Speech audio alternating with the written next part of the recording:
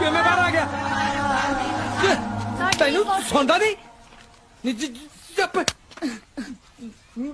ਬੋਲਦਾ ਨਹੀਂ मैं किवें बोला जी